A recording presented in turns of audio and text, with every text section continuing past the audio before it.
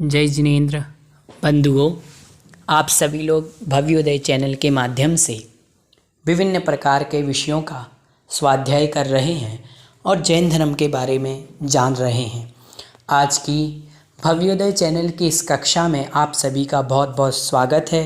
आशा है कि आप निरंतर ऐसे ही स्वाध्याय और धर्म की विशेष प्रकार की जानकारियों में संलग्न रहेंगे। यदि अभी तक आपने हमारे चैनल को सब्सक्राइब नहीं किया है तो सब्सक्राइब कर लें ताकि आगे आने वाली कक्षाएं आपको प्राप्त होती रहें। आज की हम इस कक्षा में 64 रिद्धियों का स्वरूप जानेंगे। आपको मालूम होगा, आपने सुना होगा 64 प्रकार की रिद्धियां होती हैं। तो आइए हम उन्हीं 64 प्रकार की रिद्धियों के स्वरूप के बारे में आज यहाँ पर जानेंगे। सबसे पहले रिद्धियाँ किसे कहते हैं? तो कहा तपश्चरण के प्रभाव से योगी जनों अर्थात मुनि जनों को जो चमत्कारिक शक्तियाँ प्राप्त होती हैं उन्हें रिद्धि कहते हैं। मुख्य रूप से रिद्धियाँ 8 होती हैं और उन्हीं के उत्तर भेद 64 हो जाते हैं। रिद्धियों के कार्य एवं शक्ति इस प्रकार है। तो रिद्धि किसे कहते हैं? जो तपस्या आदि के प्रभाव से दिगंबर मुनिराजों को चमत्कार रूप शक्तियाँ प्राप्त होती हैं वो रिद्धि कहलाती हैं। जैसे कि आपने सुना होगा, पढ़ा भी होगा कि विष्णु कुमार जी मुनिराज को विक्रिया रिद्धि प्राप्त थी, जिसके प्रभाव से उन्होंने अपना रूप बड़ा एवं छोटा बनाया और रक्षाबंधन पर्व जो कहा जाता है उसी की ये कथा है और उन्होंने वहाँ पर मुनिराजों की रक्षा की थी, ऐसा कथन आपको प्राप्त होता है। तो आइए सबसे पहले हम जानते हैं बुद्धि रिद्धि। बुद्धि रिद्धि के 18 भेद होते हैं। पहली रिद्धि है अवधि ज्ञान बुद्धि रिद्धि, जिसमें बिना किसी बाह्य आलंबन के मर्यादा पूर्वक रूपी पदार्थों को जानने की शक्ति होती है, वह अवधि ज्ञान बुद्धि रिद्धि कहलाती है। अर्थात जो मुनिराज होते हैं, यदि उन्हें अवधि ज्ञान बुद्धि रिद्धि प्राप्त हो जाती है तो फिर उन्हें चक्षु, स्पर्शन, रसना, घ्राण इन इंद्रियों का आलंबन लेने की आवश्यकता नहीं पड़ेगी। वो जितनी उनकी मर्यादा होगी, जितना उनका क्षेत्र होगा, उतने विषय को वो अपने स्थान पर बैठे बैठे जान लेंगे। ये अवधि ज्ञान बुद्धि रिद्धि है। दूसरी रिद्धि है मनः पर्यय ज्ञान बुद्धि रिद्धि, जिसमें अवधि ज्ञान बुद्धि रिद्धि की तरह मर्यादा पूर्वक दूसरों के मनोगत अर्थ को जानने की शक्ति होती है। वह मनः पर्यय ज्ञान बुद्धि रिद्धि है। अब जो मनः पर्यय ज्ञान बुद्धि रिद्धि के धारी मुनिराज होंगे वो क्या करेंगे कि अपने स्थान पर बैठे बैठे, जैसे अवधि ज्ञान बिना किसी इंद्रियों के आलंबन लिए रूपी पदार्थ को जान रहा था, ऐसे ही मनः पर्यय ज्ञान जानेगा, परंतु मनः पर्यय ज्ञान दूसरे के मन की बात को जानेगा। जो मनः पर्यय ज्ञान बुद्धि रिद्धिधारी मुनिराज होंगे वो दूसरे के मन की बात जान लेंगे। तीसरी रिद्धि है केवल ज्ञान बुद्धि रिद्धि, जिसमें समस्त द्रव्य उनकी अनंत पर्यायों को वर्तमान पर्याय सहित स्पष्ट जानने की शक्ति होती है, वह केवल ज्ञान बुद्धि रिद्धि है। इस रिद्धि में यह होता है कि जब जिन्हें केवल ज्ञान बुद्धि रिद्धि प्राप्त हो जाती है, ऐसे जो मुनिराज होते हैं, अथवा आप ये कहें कि तीर्थंकर भगवान को जो केवल ज्ञान प्राप्त हो जाता है, तो ऐसे ही केवल ज्ञान नाम की बुद्धि रिद्धि होती है। उससे तीनों लोकों की अनंत पर्याय, इस संसार में 6 द्रव्य हैं, 6 द्रव्यों की अनंत पर्याय और वर्तमान पर्याय सहित स्पष्ट जान लिया जाता है, वह केवल ज्ञान बुद्धि रिद्धि है। चौथी रिद्धि है बीज बुद्धि रिद्धि। एक ही बीज पद को ग्रहण कर उस पद के आश्रय से संपूर्ण श्रुत का विचार करने वाली शक्ति होती है बीज बुद्धि रिद्धि। तो कहते हैं जैसे कि एक छोटा सा बीज बहुत बड़े वृक्ष को, और वो वृक्ष बहुत सारे फल को देने वाला होता है, उसी प्रकार से मुनिराज मात्र श्रुत के एक अक्षर को जान लेते हैं और उस अक्षर से, उस पद से, एक पद को उन्होंने जान लिया मात्र, एक लाइन को उन्होंने जान लिया मात्र, तो उससे वो क्या करते हैं, पूरे श्रुत का ज्ञान कर लेते हैं, पूरे श्रुत का विचार कर लेते हैं। ये बीज बुद्धि रिद्धि होती है। कोष्टक ज्ञान, कोष्ठ बुद्धि रिद्धि क्या है? तो कह रहे हैं नाना प्रकार के ग्रंथों में से विस्तार पूर्वक चिन्ह सहित शब्द रूप बीजों को अपनी बुद्धि में ग्रहण कर उन्हें मिश्रण के बिना बुद्धि रूपी कोठे में धारण करने की शक्ति है, वह कोष्ठ बुद्धि रिद्धि है। तो कह रहे हैं कि जैसे नाना प्रकार के ग्रंथ हैं, छह डाला, इष्टोपदेश, द्रव्य संग्रह, सर्वार सिद्धि, तत्वार सूत्र, पद्मनंदी, पंचविंशति का आलाप पद्धति आदि, जो बहुत सारे ग्रंथ हैं, उन ग्रंथों में जो विस्तार पूर्वक चिन्ह सहित शब्द रूपी बीजों को अपनी बुद्धि से ग्रहण करके मिश्रण के बिना, कहते हैं ना, जैसे अलग अलग ग्रंथ हैं, श्रावकाचार में चरणानी योग का वर्णन है, उसके बाद आपके समय सार में द्रव्यानी योग का वर्णन है, आदि पुराण में प्रथमानी योग का वर्णन है, तो सब में वर्णन अलग अलग है। तो मुनिराज के पास ऐसी शक्ति होती है कोष्ठ बुद्धि रिद्धि कि सभी प्रकार के ग्रंथों का ज्ञान अपनी बुद्धि में बिना मिश्रण किए अलग अलग समाहित हो जाता है। जैसे कोई बहुत बड़ा कोठा है, उस कोठे में धान भी रखी है, गेहूं भी रखे हैं, चावल भी रखे हैं, सब रखा है। तो ऐसे ही इतनी मुनिराज सारे श्रुत का वो ज्ञान करते हैं, सारे श्रुत का बार बार उसका अभ्यास करते हैं, और वो सारा का सारा ज्ञान बिना मिले, बिना किसी के, उनकी बुद्धि में स्थित हो जाता है, उनकी बुद्धि में ग्रहण हो जाता है, इतना ज्ञान होता है। छठे नंबर की रिद्धि है पादानुसारी बुद्धि रिद्धि। पादानुसारी बुद्धि रिद्धि के बारे में बता रहे हैं, ग्रंथ के एक पद को ग्रहण करके संपूर्ण ग्रंथ को ग्रहण करने वाली रिद्धि। छठे नंबर की रिद्धि क्या है? एक ग्रंथ, जैसे कि मान लिया कि एक ग्रंथ का अर्थ है यहाँ पर कि जैसे कि कोई भी एक ग्रंथ आप ले लें, जैसे कि हम रत्नकरंडक शावकाचार्य ले लेते हैं, पादानुसारी बुद्धि रिद्धि की बात हो रही है, तो रत्नकरंडक शावकाचार्य में पहला पद ले लिया नमः श्री वर्धमानाय।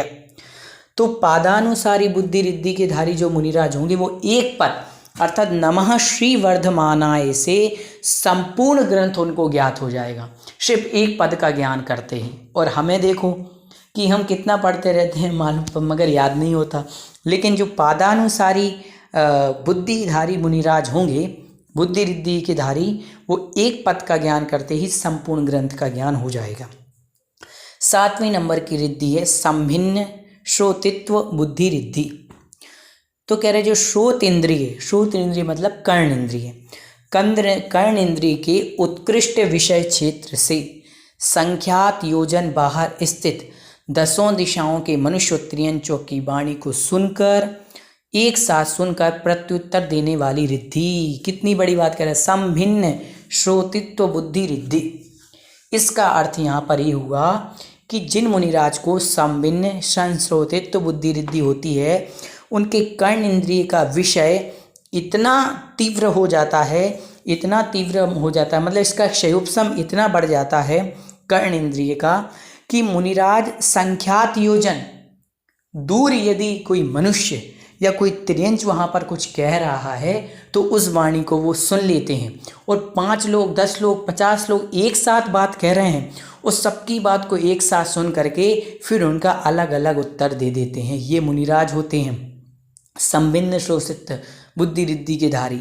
8वें नंबर की रिद्धि है दूर स्पर्शत्व। फिर दूर स्पर्शत्व रिद्धि, तो अब यहाँ पर देखो आपके लिए एक साथ 3-4 इंद्रिय बता रहे हैं कि एक तो आपकी बता दी कर्ण इंद्रिय से, फिर यहाँ पर बता रहे हैं कि दूर स्पर्शत्व आदि 5 बुद्धि रिद्धियाँ अपनी अपनी पृथक पृथक स्पर्शन आदि उत्कृष्ट विषय के बाहर संख्यात योजन में स्थित तत्त संबंधी विषयों को जान लेने की क्षमता को प्राप्त होने वाली होती है, वह बुद्धि रिद्धि कहलाती है। तो यहाँ पर एक तो इन्होंने सबसे पहले कर्ण इंद्रिय का उदाहरण दिया। अब कर्ण इंद्रिय का उदाहरण तो समझ में आ गया।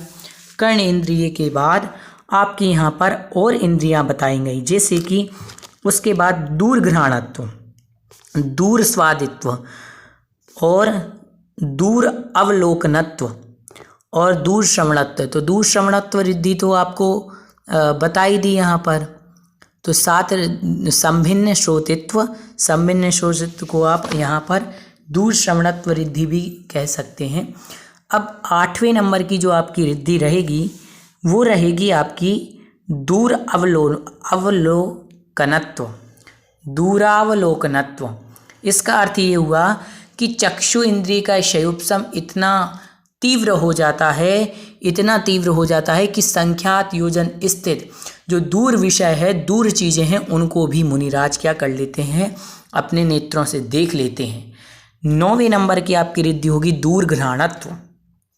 तो घ्राण इंद्रिय का शयोपशम इतना तीव्र हो जाता है मुनिराज का कि वो संख्यात योजन दूर भी यदि कोई वस्तु या कोई पदार्थ स्थित है तो उसकी सुगंध को, उसकी दुर्गंध को, उसकी गंध को वो ग्रहण कर लेंगे। 9 हो गई। 10वें नंबर की है आपकी दूरस्वादित्व, अर्थात जिह्वा जो आपकी रसना इंद्रिय है, रसना इंद्रिय का इतना सूक्ष्म, मतलब कहने का मतलब उसका जो विषय है वो इतना शयोपशम बढ़ जाएगा कि संख्यात योजन दूर कोई वस्तु यदि है तो कोई भी पदार्थ वहाँ पर है तो वो उसका क्या कर लेंगे, स्वाद ग्रहण करके बता देंगे आपको कि हाँ भाई ये चीज़ है। तो ये 11 हो गई। 12वीं नंबर की है दूर स्पर्शत्व। दूर स्पर्शत्व हमने आपको बता दी। दूर स्पर्शत्व का मतलब है जैसे स्पर्शन इंद्रिय है, तो कोई चीज़ बहुत दूर रखी हुई है, बहुत ज़्यादा दूर है, तो मुनिराज उसका इतना क्षयोपशम उनका बढ़ जाएगा कि संख्यात योजन दूर होने के बाद भी वो उस चीज़ को वहाँ पर स्पर्श करके मतलब बता देंगे कि वो चीज़ है क्या, है ना। इतना उनका विषय बढ़ जाएगा। वहाँ पर जाएंगे नहीं, वो अपनी रिद्धि के माध्यम से बतला देंगे। 13वें नंबर की है 10 पूर्वित्व बुद्धि रिद्धि। 10 पूर्वित्व बुद्धि रिद्धि का अर्थ होता है 10 पूर्वों का ज्ञान कराने वाली। जो रिद्धि मुनिराज को 10 पूर्व का ज्ञान करा देती है, उस रिद्धि के लिए यहाँ पर कहा गया 10 पूर्वित्व बुद्धि रिद्धि। ये रिद्धि भी आपको समझ में आ गई होगी। अब इसके बाद आगे कहा गया 14 पूर्वित्व बुद्धि रिद्धि। जो 14 पूर्वों का ज्ञान कराने वाली रिद्धि है, यह 14 पूर्वित्व बुद्धि रिद्धि है। यह श्रुत पारंगत श्रुत केवलियों के लिए होती है। सही है, ये भी हमारे लिए समझ में आ गया। अब आगे कहते हैं अष्टांग महानिमित्त बुद्धि रिद्धि। अष्टांग महानिमित्त बुद्धि रिद्धि में बता रहे हैं नभ, भौम, अंग, स्वर, व्यंजन, लक्षण, चिन्ह और स्वप्न, इन 8 निमित्तों से त्रिकाल का ज्ञान कराने वाली बुद्धि। जैसे आपने देखा होगा कि कई मुनिराज होते हैं जिन्हें अष्टांग महानिमित्त बुद्धि रिद्धि प्राप्त होती है, तो वो मुनिराज क्या करेंगे, आकाश को देख करके, ये आकाश के निमित्त को देख करके आपको उन्हें सब कुछ ज्ञान हो जाएगा। अंग किसी भी चीज़ का, किसी कोई जीव है उसका एक अंग देख करके उसके बारे में वो सब कुछ जान लेंगे, शुभ या अशुभ के बारे में बता देंगे। फिर होती है प्रज्ञा श्रवणत्व बुद्धि रिद्धि। अध्ययन के बिना ही 14 पूर्वों का अर्थ के निरूपण, बिना अध्ययन के ही 14 पूर्वों का अर्थ का निरूपण करने वाली बुद्धि आ जाती है। प्रत्येक बुद्धि रिद्धि गुरु उपदेश के बिना ही संयम और तप में प्रवृत्त कराने वाली, बिना गुरु के उपदेश से संयम और तप आदि में प्रवृत्त हो जाते हैं, ऐसी बुद्धि प्राप्त हो जाती है। बाधित्व बुद्धि रिद्धि, बाध के द्वारा इंद्र के पक्ष को भी निरस्त करने में समर्थ बुद्धि, अर्थात मुनिराज को इतनी बुद्धि हो जाती है बाधित्व बुद्धि रिद्धि में, कोई इंद्र ही क्यों ना हो, अपनी तर्क, अपने सिद्धांत के ऊपर सभी को क्या कर देंगे, वो बिल्कुल निरस्त कर देंगे। कोई यदि कुतर्क कर रहा होगा तो उसको बात को वो निरस्त कर देंगे। तो यहाँ पर ये इस प्रकार से 18 प्रकार की बुद्धि रिद्धि हुई। विक्रिया रिद्धि, विक्रिया रिद्धि के बारे में पढ़ते हैं। विक्रिया रिद्धि के कुल यहाँ पर 11 भेद बताए गए हैं। कौन कौन से 11 भेद, आइए हम पढ़ते हैं। अणु के बराबर सूक्ष्म शरीर बनाने की जो क्षमता है वो अणिमा विक्रिया रिद्धि है। अणिमा मतलब बिल्कुल जो मुनिराज होंगे वो अपना चावल के दाने के बराबर भी शरीर बना सकते हैं। ये अणिमा रिद्धि। महिमा रिद्धि क्या है? मेरू के बराबर बड़ा शरीर बनाना। इतना बड़ा शरीर मुनिराज बना लेंगे सुमेरु पर्वत के बराबर, महिमा रिद्धि हो गई। लघिमा रिद्धि, अपने शरीर को इतना हल्का कर लेंगे वायु के बराबर, बिल्कुल रुई की तरह, वायु हवा की तरह हल्का बना लेंगे, लघिमा रिद्धि।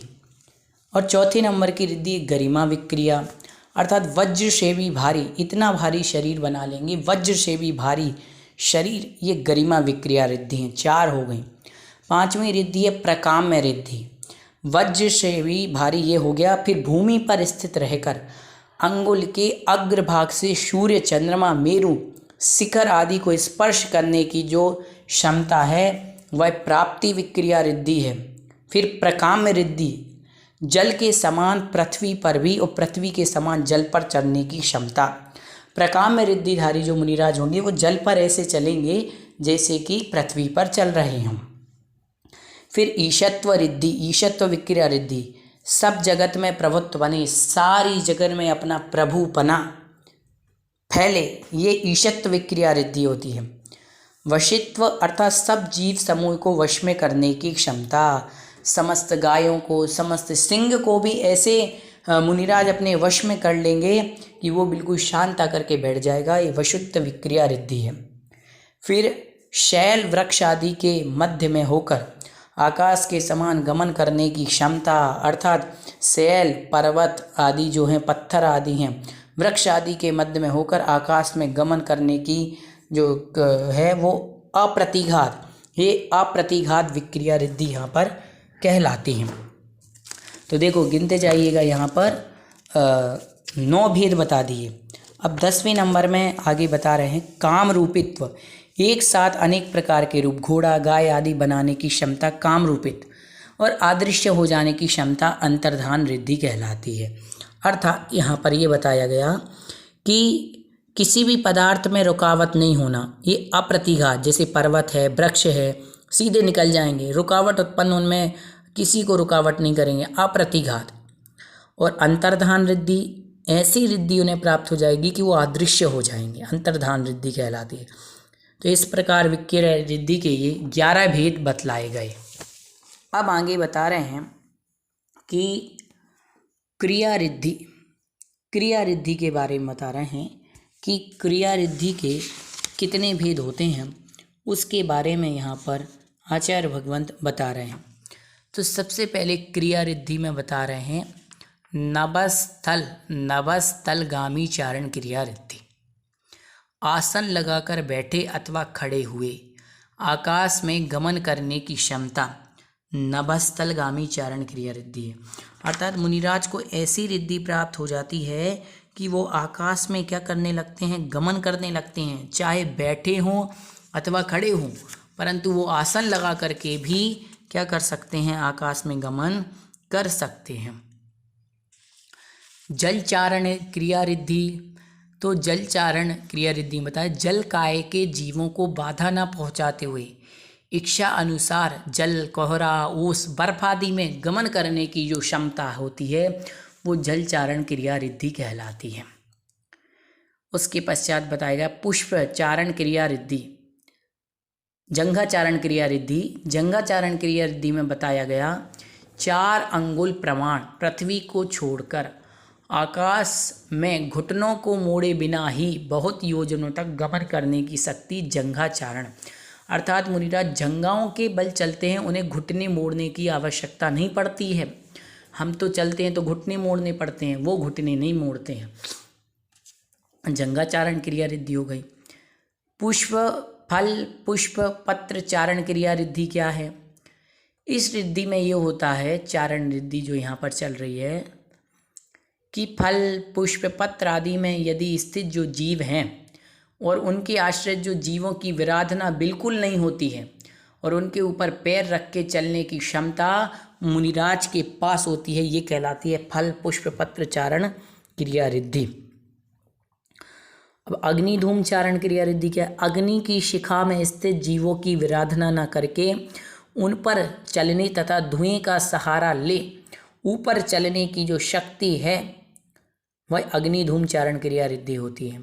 अर्थात मुनिराज जो अग्नि की शिखा है उसके जीवों की विराधना नहीं होती और उसके ऊपर चलते हैं, ये कहलाती है क्रिया रिद्धि, अग्नि धूम चारण क्रिया रिद्धि। मेघ चारण क्रिया रिद्धि, जल काय के जीवों को बाधा पहुंचाए बिना मेघ पर तथा बरसती जलधारा पर चलने की शक्ति मेघ चारण क्रिया रिद्धि होती है। तंतु चारण क्रिया रिद्धि, मकड़ी के जाल के जो तंतु होते हैं और वृक्ष के जो तंतु होते हैं उन पर जीवों को बाधा पहुंचाए बिना जो चलने और चढ़ने की क्षमता होती है वह तंतु चारण क्रिया रिद्धि कहलाती है। अब कह रहे हैं ज्योतिष चारण क्रिया रिद्धि क्या है? सूर्य, चंद्र, तारा, नक्षत्र आदि किरणों का आलंबन ले योजनों तक गमन करने की जो क्षमता होती है वो ज्योतिष चारण क्रिया रिद्धि कहलाती है। मरुच्चारण क्रिया रिद्धि क्या है? मरुच्चारण क्रिया रिद्धि के बारे में यहाँ पर बता रहे हैं कि जो वायु की पंक्ति के सहारे कोशों तक चलने की क्षमता है वो मरुच्चारण क्रिया रिद्धि कहलाती है। तो देखिए ये रिद्धि के कितने भेद हो गए। सबसे पहली नमस्तलगामी चारण, फिर जल चारण क्रिया रिद्धि, फिर जंघा चारण क्रिया रिद्धि, फिर फल पुष्प पत्र चारण क्रिया रिद्धि, अग्नि धूम चारण क्रिया रिद्धि, मेघ चारण क्रिया रिद्धि, तंतु चारण क्रिया रिद्धि, ज्योतिष चारण क्रिया रिद्धि और मरुच्चारण क्रिया रिद्धि। क्रिया रिद्धि के इस प्रकार से यहाँ पर 9 भेद बतला दिए। अब तप रिद्धि की बात कर रहे हैं आचार्य भगवंत। यहाँ पर तप रिद्धि के जो 7 भेद होते हैं उनकी चर्चा कर रहे हैं। सबसे पहले हैं उग्र तप रिद्धि। दीक्षा उपवास को आदि कर मरण पर्यंत तक एक एक उपवास अधिक करने की जो शक्ति है वह है उग्र तप रिद्धि कहलाती है। जैसे पारणा 2 उपवास, पारणा 3 उपवास, पारणा 4 उपवास क्रम से। जैसे कि कोई मुनिराज ने एक आहार लिया फिर एक उपवास, फिर एक आहार लिया फिर 2 उपवास, फिर एक आहार लिया फिर 3 उपवास, फिर एक आहार लिया फिर 4 उपवास, ऐसे क्रम से आगे बढ़ते जाना। ये उग्र अर्थात बढ़ते हुए तप रिद्धि। फिर है दीप्त तप रिद्धि।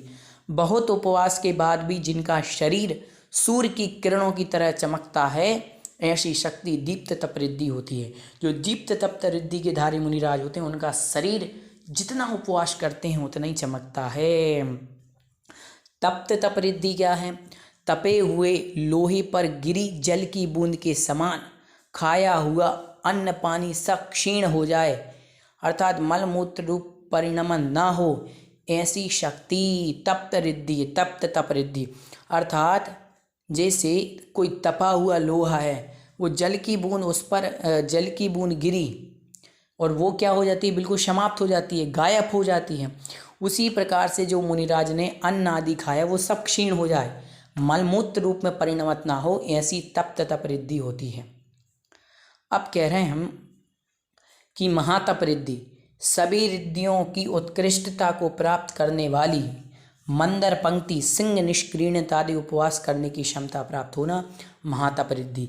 ये रिद्धि ऐसी है कि सिंह निष्क्रियण जैसे महान जो उपवास महान व्रत कहे गए हैं, उपवास कहे गए हैं, उनकी क्षमता महीनों के उपवास करते हैं मुनिराज। महातप रिद्धि। घोर तप रिद्धि अनशन आदि 12 तपों का उग्रता से पालन करना, हिंसक जंतुओं से भरे जंगल में निवास, अभ्रावकाश आदि योग धारण करने की जो शक्ति क्षमता प्राप्त होती है वो घोर तप रिद्धि। अर्थात मुनिराज जहाँ पर शेर, चीता, गाय, बैल, सर्प, नेवला जैसे खतरनाक जीव जंतु रहते हैं वहाँ पर मुनिराज जंगल में तपस्या करना, जंगल में निवास करना, ये घोर तप रिद्धि होती है। फिर आगे कह रहे हैं अनुभव एवं वृद्धिगत तप से सहित 3 लोक के संगार करने की शक्ति से युक्त, कटक, शिला, अग्नि आदि बरसाने में समर्थ, समुद्र की जलराशि को सुखा देने में समर्थ घोर पराक्रम तप रिद्धि होती है। मुनिराज के पास ऐसी घोर पराक्रम तप रिद्धि होती है कि वो सारे के सारे समुद्र की जल राशि को एक बार में सुखा दें, ऐसी घोर पराक्रम रिद्धि होती है।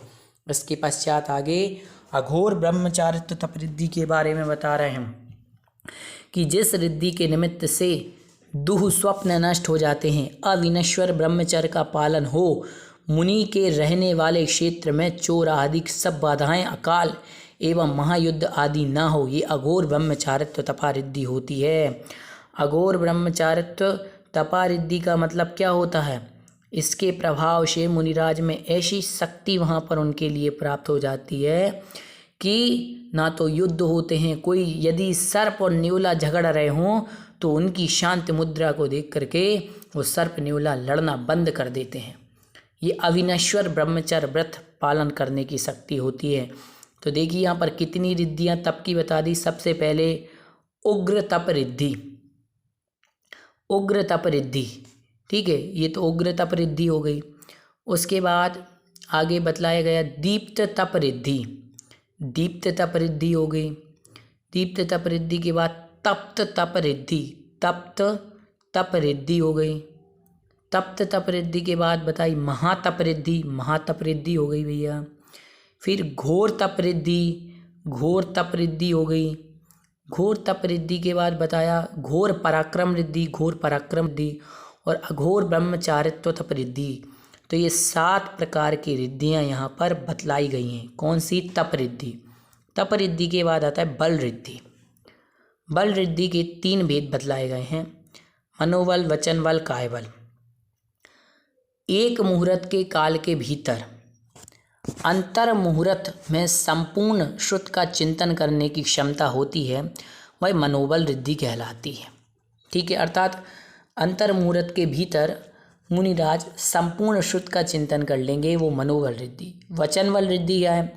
जिस रिद्धि के प्रकट होने पर मुनि श्रम रहित अहीन कंठ होता हुआ मुहूर्त मात्र के काल में भीतर संपूर्ण श्रुत को जानता एवं उच्चारण करता है, वह वचन बल रिद्धि। अर्थात अंतर मुहूर्त में संपूर्ण श्रुत का पाठ करने की जो शक्ति है वो वचन बल रिद्धि है।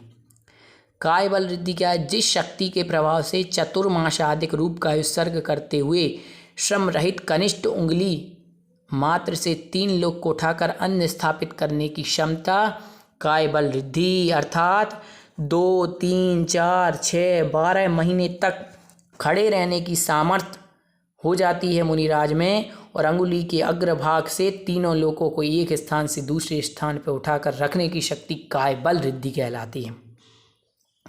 अब आगे औषधि रिद्धि के 8 भेद बताते हैं।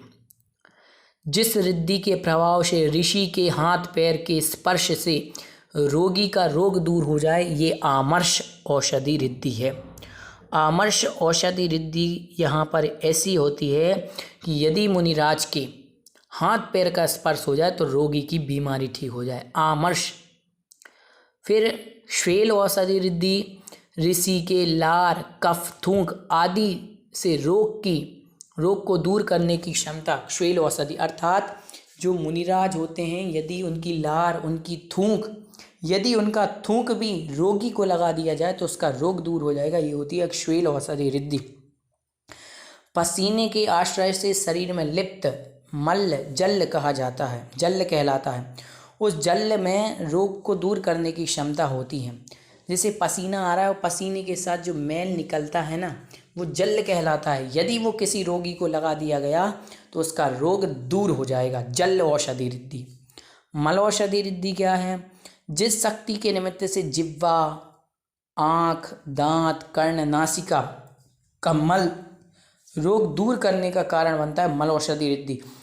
कि किसी की नासिका से जो मल निकला, कानों से जो मल निकला, वो मल किसी रोगी का रोग दूर करने में सहायक होता है। तो इतनी मुनिराज के मल में भी शक्ति होती है। विप्रश औषधि रिद्धि। विप्रश औषधि रिद्धि का अर्थ होता है जिस रिद्धि के मल, मूत्र, रुधिर आदि रोग को दूर करने में कारण बने, वो विप्रश औषधि रिद्धि है।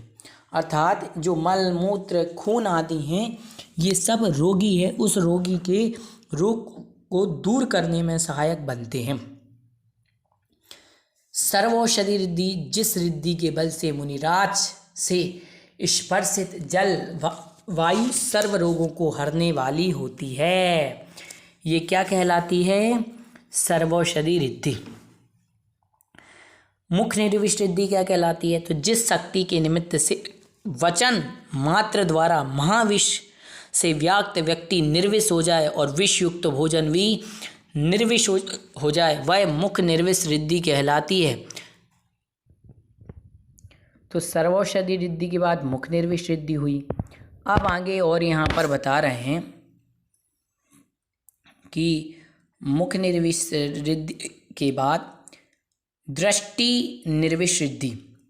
रोग और विष से युक्त कोई जीव रिद्धि के प्रभाव से झट से देखने मात्र से निरोगता और निर्विषता को प्राप्त हो जाए। कोई रोगी है और दृष्टि निर्विष रिद्धि के धारी मुनि हैं, तो उसको यदि मुनिराज ने देख लिया तो उसकी सारी पीड़ा दूर हो जाएगी। ठीक है, इस प्रकार ये हो गया। तो यहाँ पर ये औषधि रिद्धि के भेद बताए गए। आमर्ष औषधि रिद्धि, श्वेल औषधि रिद्धि, जल औषधि रिद्धि, मल औषधि रिद्धि, विप्रस औषधि रिद्धि, सर्वौषधि औषधि रिद्धि, सर्वौषधि रिद्धि, मुख निर्विष औषधि रिद्धि और दृष्टि निर्विष औषधि रिद्धि। अब आगे रस रिद्धि के भेद बताते हैं। मर जाओ ऐसा कहने पर जीव शीघ्रता से मर जाए, ये आशीर्विष रिद्धि। मुनिराज के पास ऐसी आशीर्विष रिद्धि होती है कि किसी को उन्होंने कह दिया कि तुम मर जाओ, तो उनके कहने मात्र से प्राणी का मरण हो जाए, वो क्या कहलाती है? आशीर्विष, जिसे आश्य विष भी कहा जाता है।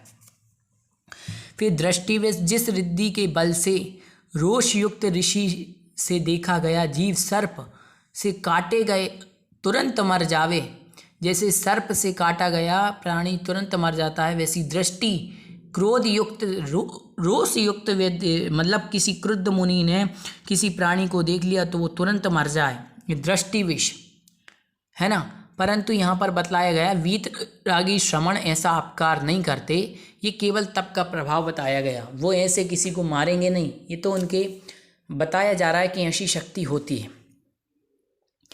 जिस रिद्धि के प्रभाव से, आगे देखो एक साथ बता रहे हैं, जिस रिद्धि के प्रभाव से हाथ में रखा हुआ रूखा सूखा अन्न भी दूध के समान, मधु के समान, अमृत के समान, घी के समान परिणाम को प्राप्त हो जाए, जिसके दुर्वचन को सुनकर के त्रियंच और मनुष्य का दुख शांत हो जावे, वो क्षीरस्रावी, मधुश्रावी, अमृतस्रावी, रसस्रावी रिद्धि है। क्षीरस्रावी अर्थात नीरस भोजन जिन मुनि के हाथ में आने पर क्षीर के समान लगे, वो क्या हो जाता है? क्षीरस्रावी रिद्धि, मतलब वचन क्षीर के समान संतोष देने वाले हों।